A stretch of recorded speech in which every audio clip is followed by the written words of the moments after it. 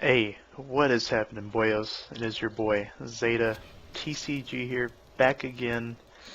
It's been over 2 months since I last posted my last video. I'm going to explain to you guys right now um, what has been going on with me, and right now, like I've said in my previous videos, I even made a video about how I could use some advice on how to juggle college and making videos on YouTube, and well, it hasn't gotten a lot of views, granted. It's not something that people normally look for on YouTube, but college is no joke. It definitely is not a joke.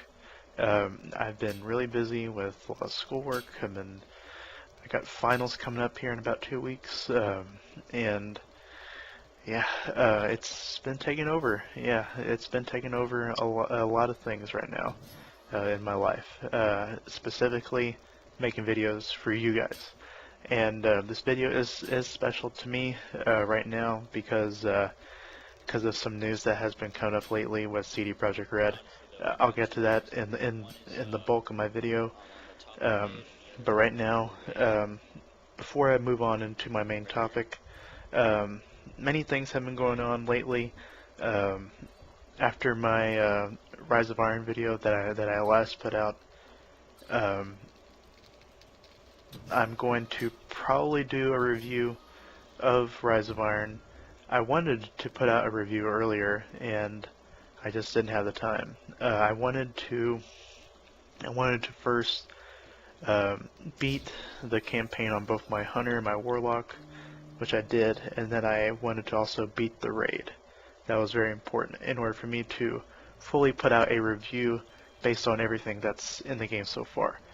And right now, I have beaten the raid many times already, actually. I still need to do hard mode and the challenges as well. And I'm probably going to put out a review sometime in December, whenever Bungie announces more content and more information about Rise of Iron and in what direction it's going to go in. Will it follow a similar roadmap with the Taken King with SRL in December, or will they give us something else?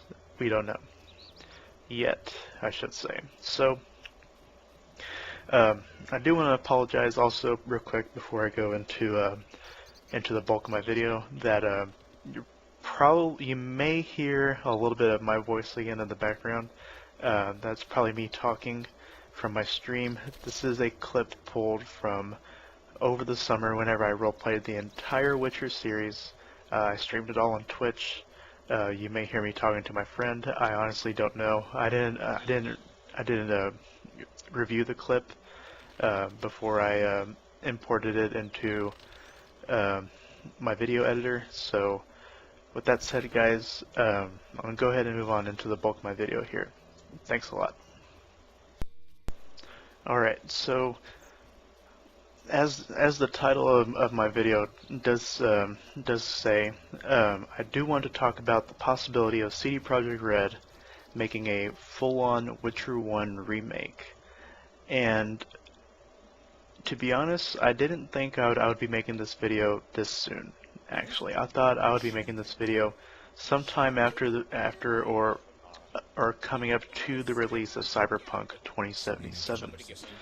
But right now, we don't know if Cyberpunk 2077 will be a thing, because there has been some rumors and some sources that have come out with that CD Projekt Red could be experiencing a very hostile takeover, and they're in need of money.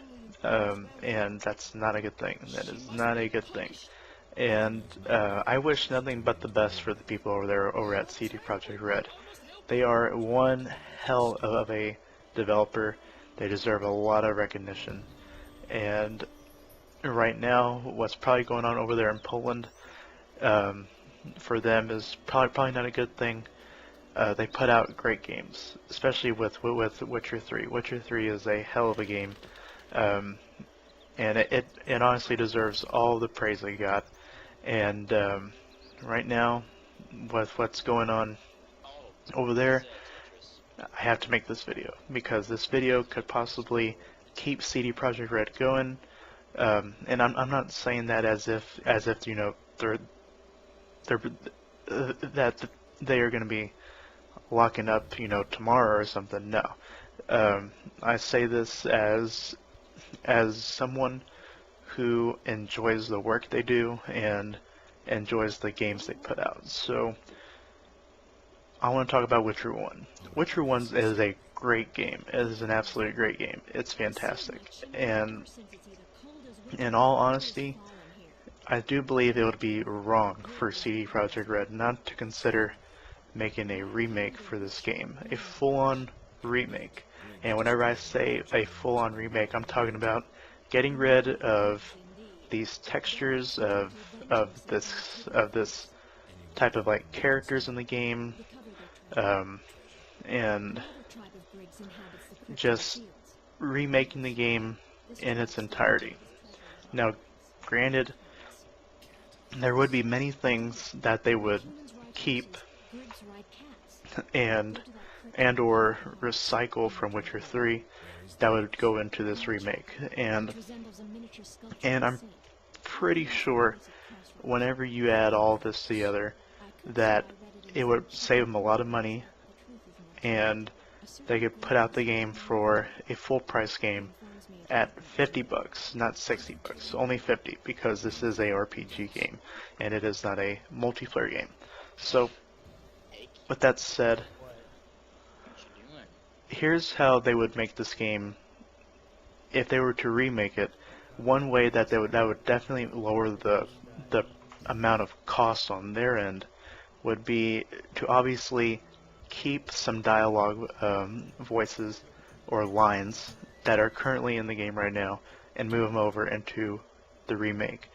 Specifically with Geralt, Dandelion, Zoltan, Abigail the Witch, possibly you may even want to possibly reuse some of her lines, but definitely those first three characters right there. Definitely want to try to keep their lines the same. You could even reuse them, like I said. That's definitely one way to cut costs on their end. But obviously they would have to redo the lines entirely for Triss, because Triss looks nothing like the way she does in the first, or in Witcher 2 and 3 than what she does in Witcher 1. Same thing can also be said for Dandelion too, but fortunately they kept the same voice actor for Dandelion in all three games.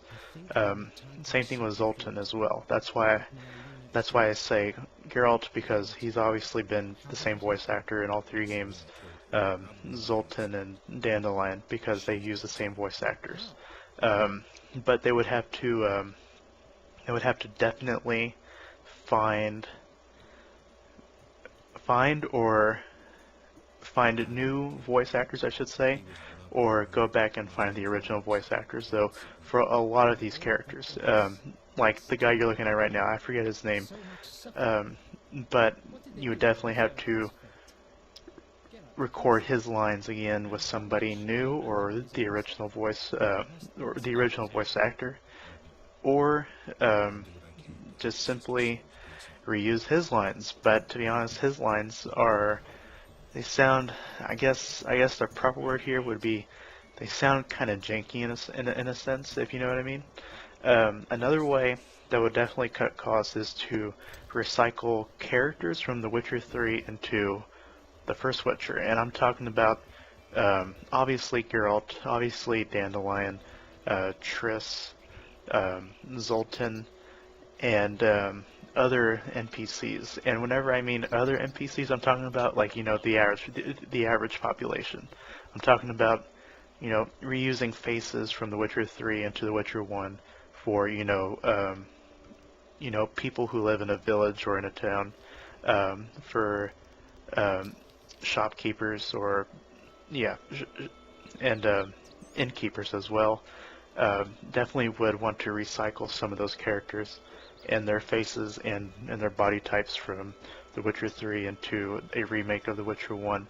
That's definitely one way that you can definitely cut corners there in terms of cost. And lastly, going back on recycling and from The Witcher 3, the textures. And I'm talking about, you know, the way that grass looks, the way the trees look, water, buildings, so on and so forth.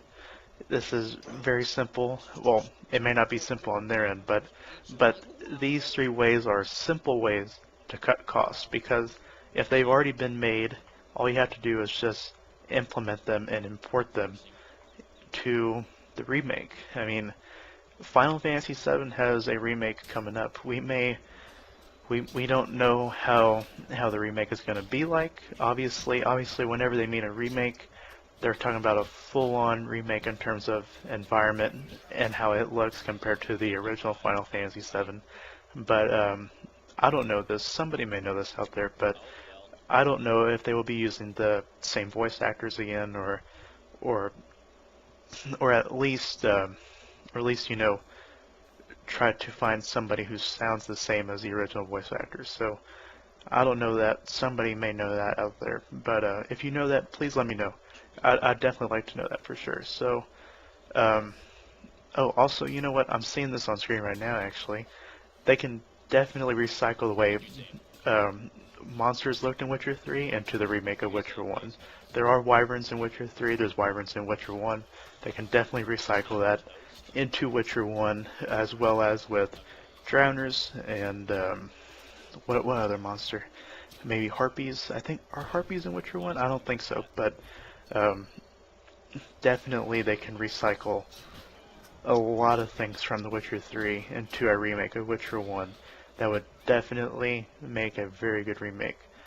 And like I said, CD Projekt Red doesn't have to charge the full-on AAA price of $60. They could just charge $50 for the game, and I'd buy it. I'd buy it in an instant. I'd pre-order, because Witcher 1 is a great game. And as you probably saw over there earlier too, that the fighting mechanic is not the greatest. It's definitely not the best thing from The Witcher 1. It definitely held it back. But right now,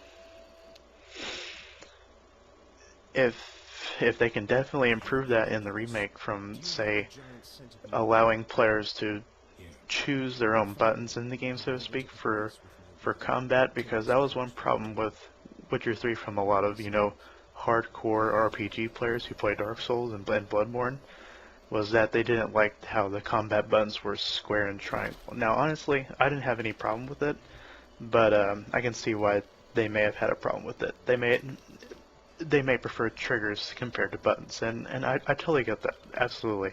So that's definitely one thing they can definitely improve on in a remake. So with that said, guys, if there's anything else that I can think of for a remake for Witcher 1, I will definitely probably improve on this videos later, sometime in the future. I'm recording this really late. I don't want to wake up anybody right now. So right now, I'll probably go ahead and call it right here, guys. Thank you guys so much for watching.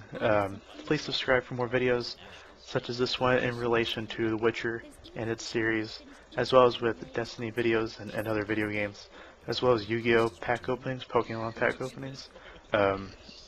I will definitely try to upload a video within a week. I will definitely try my best. No promises, though. With that said, though, guys, thank you so much for watching, and this will be your boy Zeta, signing out.